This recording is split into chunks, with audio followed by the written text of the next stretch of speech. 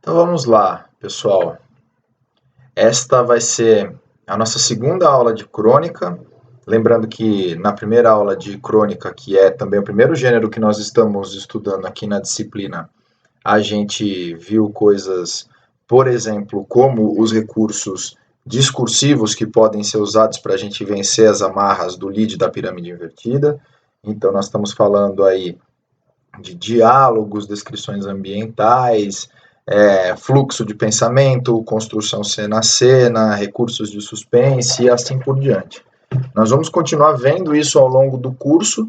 Obviamente que esses recursos discursivos eles servem agora para essa aula em específico, mas nesse momento, nessa segunda aula sobre crônica, eu queria trazer um pouco sobre o exercício do testemunho, né? Então, só para poder trazer um pouquinho para a gente da onde estamos partindo e para onde vamos chegar, eu estou falando basicamente dos procedimentos de apuração, aferição e depuração de informação, ou seja, as etapas de construção mesmo de uma reportagem. E a gente tem basicamente três técnicas que são postas em marcha para construir uma reportagem e, de qualquer forma, qualquer produto jornalístico, não é? Duas delas são bem teorizadas, que são a pesquisa e as entrevistas. Então você tem muita coisa escrita, você tem manuais, você tem muita reflexão sobre esse tema e assim por diante. O testemunho, que é uma técnica muito importante, ele tem pouca teorização. Tanto, vou voltar um slide aqui, que a gente pega os livros que são a base aqui para essa aula e você encontra, por exemplo, esse livro do professor Nilson Lage, professor aposentado da Federal de Santa Catarina, uma referência importante na teoria e na prática do jornalismo, né? Então veja, o livro dele se chama A Reportagem, Teoria e Técnica de Entrevista e Pesquisa Jornalística. O testemunho ele não aparece no título da obra e, em geral, nos manuais é assim mesmo, né? Mas é importante a gente tratar do testemunho e mostrar como ele pode ser uma técnica muito poderosa para a construção de bons textos, textos atraentes, textos que cativem o leitor e que tragam humanidade e contexto, que são nossas duas buscas essenciais para fazer reportagem, certo? Bom, como vocês sabem, eu gosto sempre de começar lendo textos, discutindo textos antes de puxar uma lousa propriamente dita, né? Na página da disciplina a gente tem essa possibilidade e já que estamos numa videoaula, eu queria ler com vocês os textos que são destacados ali na página da disciplina, né? Então tem material adicional e em material adicional vocês vão encontrar esses trechinhos de texto. Eu queria aproveitar para ler com vocês. Deixa eu aumentar um pouco o tamanho da tela aqui. Então, o texto 1 é o seguinte, é um trecho de uma reportagem, né? Em Spitak, os jovens estão procurando pelos mortos. Um jovem de 20 e poucos anos andou pelas fileiras de caixões hoje, abrindo as tampas, procurando por seu irmão. Finalmente ele encontrou o que não queria ver, e com a visão de seu irmão, ele subiu no caixão com ele, pronto para se juntar aos mortos. Nada te prepara para Spitak. Nada te prepara para o estádio da cidade pequena, cheio de caixões e corpos deixados ao frio. Uma cidade de 20 mil habitantes, rodeada por montanhas armênias do Cáucaso, Spitak era um lugar maravilhoso para se viver. Até uma semana atrás, dizem as pessoas daqui. Mas então a terra moveu-se abaixo dela e em minutos Spitak foi destruída. Pelo menos metade de seus habitantes estão mortos. 8 creches, 8 escolas, fábricas de sabão, açúcar e elevadores. Tudo agora é escombro. Em todas as ruas, as calçadas são forradas com caixões e detritos da vida comum. Uma pilha de romances armênios, uma pilha de repolhos, uma bota, um pedaço de pão meio comido, uma reprodução rasgada de um retrato. E em todo lugar o cheiro é de fumaça e de neve dos mortos, apodrecendo em seus caixões improvisados de pinho áspero. Muito bem. É um trecho forte, evidentemente. Nós temos alguns parágrafos que abrem uma matéria sobre uma cidade no Cáucaso que foi destruída por um terremoto, né, a cidade de Spitak, e a forma pela qual David Remnick, um renomado jornalista que é o autor dessa reportagem, a forma pela qual ele decide contar essa história é justamente por meio do testemunho. Ele estava ali presente, ele captou por meio dos seus sentidos, né, a visão sobretudo, mas aqui a gente também tem informações sobre cheiros, né, ele vai falar um pouco do cheiro de fumaça e de neve, cheiro dos mortos. Nós temos informações que são informações também auditivas, né, então ele vai falando um pouco dos sons que ele ouviu e assim por diante. E você tem outras estratégias mobilizadas também, né, você tem obviamente, um pouquinho de pesquisa. Ele vai falar que Espírita que é uma cidade de 20 mil habitantes, rodeada por montanhas, fala um pouco das atividades econômicas que dão sentido à vida na cidade, né? Então ele vai trazer de uma forma sutil isso, né? Fábricas de sabão, açúcar e elevadores. Você tem pesquisa, né? Você tem, no caso aqui você não tem a entrevista, mas você tem informações de dados secundários de pesquisa, mas o que sobressai realmente é o testemunho, né? E eu chamaria a atenção nesse trecho para essa preocupação que o David Remnick atende muito bem, que é com os detalhes específicos, né? Então não são só creches, não são só escolas em geral, né? São 8 creches, 8 escolas. Os caixões, eles têm um material específico, então são caixões improvisados de pinho áspero.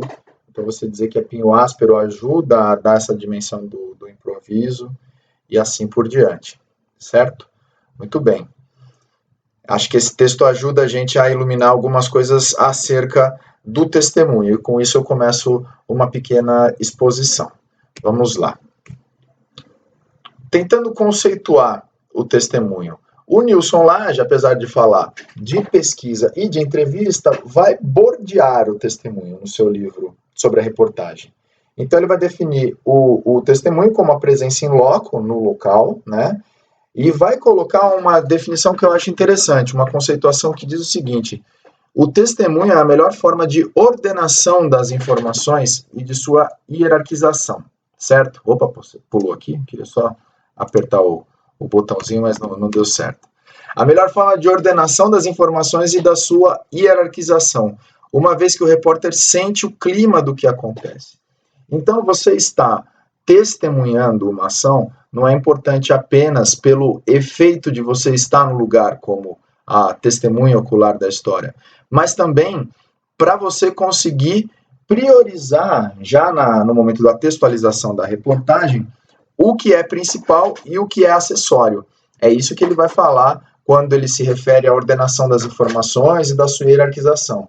Então, se você está num protesto, por exemplo, você vai poder sacar se está rolando uma briga, se essa briga ela é importante para abrir o texto, de repente, e assim por diante, né? Desse slide eu também, que só vale lembrar, né? O slide está disponível na página que vocês estão vendo aí no canto esquerdo superior, tiny.cc/tpr2020, que é a página de todos os recursos da nossa disciplina, né?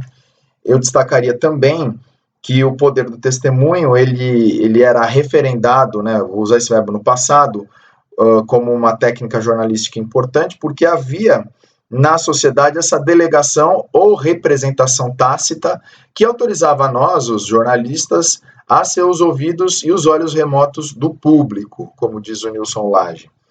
Todo mundo sabe, a gente tem discutido isso desde o começo do curso, e certamente vocês discutiram em outras disciplinas também, que essa representação, né, essa delegação, esse mandato social para o jornalista ser os olhos e os ouvidos remotos do público, ele está em crise, ele está em xeque, né? A autoridade do jornalista para ser a primeira mediação entre o fato e o relato, como diz a professora Bacega, ela está posta em questão.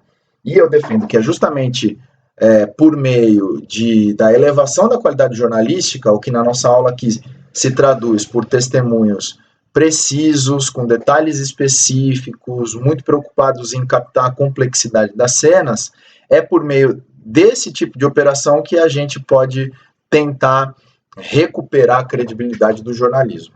Sim? Muito bem. A importância do testemunho. Nada prepara o leitor para ver, pensar e se preocupar com uma história como os detalhes específicos. Eles ajudam o escritor a mostrar e a contar, ou seja, as marcas, as cores, os cheiros, todo esse tipo de informação é muito mais facilmente captável com o testemunho, né? Enfim, a ação, a presença em loco é ela que possibilita a um jornalista atento e com sensibilidade captar esse tipo de coisa, que no fim das contas é o que faz a diferença nas matérias mesmo, né? E a Carol Rich vai dizer o seguinte: esse tipo de captação ele é feito evidentemente com a visão, né? Já falei um pouquinho sobre isso, sobre o fato da nossa sociedade ocidental ser eminentemente visual, mas os outros sentidos não podem ser descartados. Então, o som, você pode captar diálogos sem necessariamente fazer entrevista, né? Esses diálogos podem ser super reveladores, né, de alguma realidade. Cheiros, e a Carol Rich vai dizer com menos frequência o gosto e o tato. Sim? Muito bem.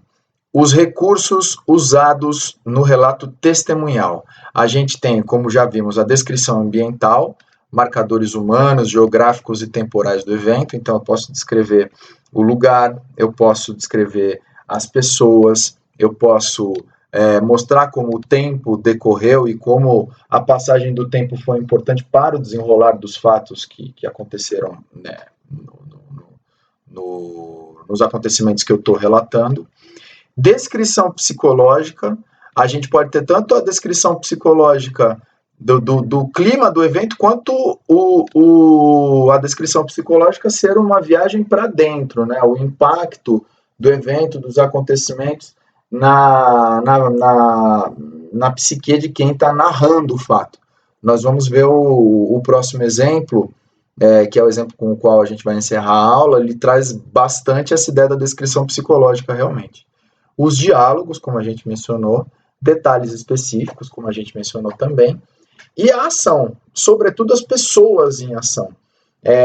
Você pode usar as ações também, por exemplo, para você conferir suspense ao seu texto. Então, vamos supor, um exemplo banal, né?